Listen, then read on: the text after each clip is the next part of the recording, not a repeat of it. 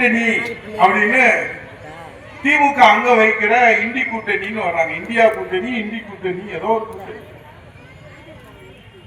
புரட்சி தமிழர் ஐயா எடப்பாடி அவருடைய தலைமையில தேசிய ஜனநாயக கூட்டணி என்டிஏ நம்ம ஒரு கூட்டணி வர்றோம்.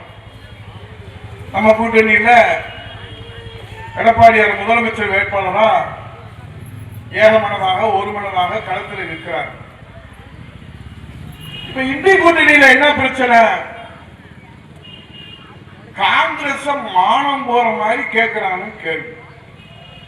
இங்க ஒரு சட்டமன்ற உறுப்பினர், திமுகவுடைய சட்டமன்ற உறுப்பினர், நம்ம மதுரையில வடக்கு தொகுதி சட்டமன்ற உறுப்பினர் கேட்கிறாரு, மேடையில பேசுறாரு, இந்த காங்கிரஸ்காரங்களுக்கு பூத்துல கூட ஆள் இல்லையா, பூத் கமிட்டி போறதுக்கு ஆள் இல்ல, அவன் வந்து இந்த சீட்டு வேணும் அந்த சீட்டு வேணும்னு எங்களை போட்டு உயிரை வாங்குறான் அப்படின்னு அவர் பேசுறாரு.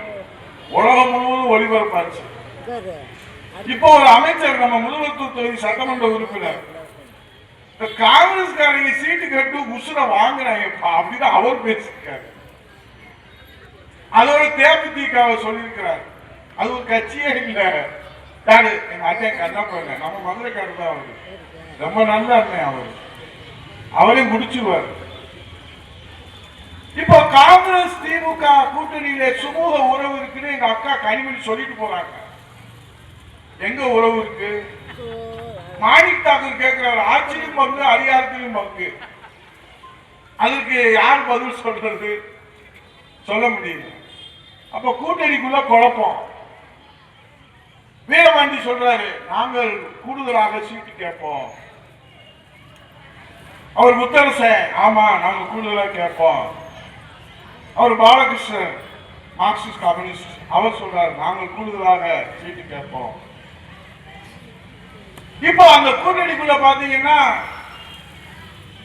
நம்முடைய எழுச்சி தமிழராக இருக்கக்கூடிய திருமாவளவன் சொல்றாரு, நீங்க அவங்கள சேர்த்தீங்கன்னா நாங்க வெளியே போயிடுவோம். அப்ப அந்த கூட்டணியில எவ்வளவு நெருக்கடி இருக்கு, சுமூகமான உறவு இருக்குதுன்னு நம்ம ஸ்டாலின் அதுலயும் பொய் சொல்றாரு. கூட்டணி சுமூகமா இருந்தா குழு அமைச்சு இத்தனை சீட்டு அறிவிக்க வேண்டியதாங்க. குழு அமைக்கிறதுக்கு நாங்க 22ஆம் தேதிக்கு மேலதான் அறிவிப்போம். ஏன் இப்ப பேசுனா ஓடி போயிடுவாங்க, ஓடி வேற கட்சிக்கு போயிடுவாங்க. அதனால ரொம்ப எச்சரிக்கையா கவனமா பேசவே. யாரு பேசுறாங்க? இத்தனை சீட்டு சொன்னா ஓடி போயிடுவாங்க. இப்போ செயினை போட்டு உட்கார வச்சுருக்காங்க, இருங்க பார்க்கலாம், ஆபத்து பார்க்கலாம். அதைத்தான் எங்க புரட்சி தமிழர் எடப்பாடியார் அவர்கள் ஒவ்வொரு கூட்டணியும் சொல்றாரு, இந்தி கூட்டணி அது பெண்டி கூட்டணி, நொண்டி கூட்டணியாக ஆகிவிட்டது. ஆனால் என்டிஏ கூட்டணி, தேசிய ஜனநாயக கூட்டணி வலிமையான கூட்டணியாக, வெற்றி கூட்டணியாக இருக்கிறது. அது நொண்டி கூட்டணி, இது வெற்றி கூட்டணி. என்டிஏ கூட்டணி, வெற்றி கூட்டணி, இந்தி கூட்டணி, நொண்டி கூட்டணி.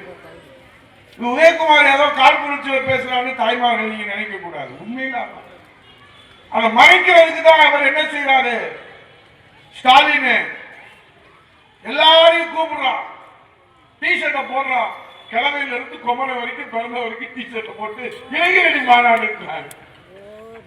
பாட்டி வரைக்கும், பிறந்த குழந்தை வரைக்கும் சேலையை வாங்கி கொடுத்து சுடிதார், ஒரு சுடிதார் மட்டும் ஒரு பாட்டி வருது. என்னடா கேட்டேன், தம்பி இந்த கொடுவையை பார்த்தியாப்பா, சேலை நிறைய கூட்டாயப்பா வந்தப்பா, இப்படி என்ன சுடிதார வாங்கி போட்டாயப்பா, அது அழு, சரி விட அழுகாது, நீயே அங்க போற அப்படின்னு. என்னப்பா சேலை தரத்தாங்க, இப்படி நிலைமையில கேள்விட்டு சிரிக்கிறதா அழுகிறதா? கிழவிக்கு பாட்டிக்கு போய் சொன்னார், அவங்க கூப்பிட்டு கேட்டேன், ஏன்டா பாட்டி விட இது லைன்ல வந்துருச்சு, நான் என்ன பண்ணுவேன் அப்படின்னு அவங்க கூப்பிட்டேன். ஏன்னா சேலை வந்து வயசானவங்க கொடுக்குறா, இளைஞரா இருக்கக்கூடியவங்களுக்கு சுடிதார் கொடுக்குறான்னு இவன் பாட்டிக்கு பூரா மாத்த. அவனுக்கு என்ன தெரியும், அவன் வடநாட்டுல இருந்து வந்திருக்கான், அவன் பேக்கேஜ் சிஸ்டத்துல வந்திருக்கான். கட்சிக்காரங்களுக்கு தான் தெரியும்.